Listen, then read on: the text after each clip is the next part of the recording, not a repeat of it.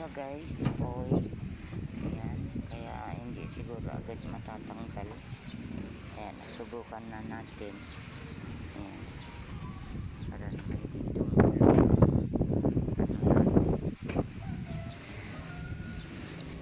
ayan, try natin hanapin mga butas-butas dito guys. Ayan, ayan dito.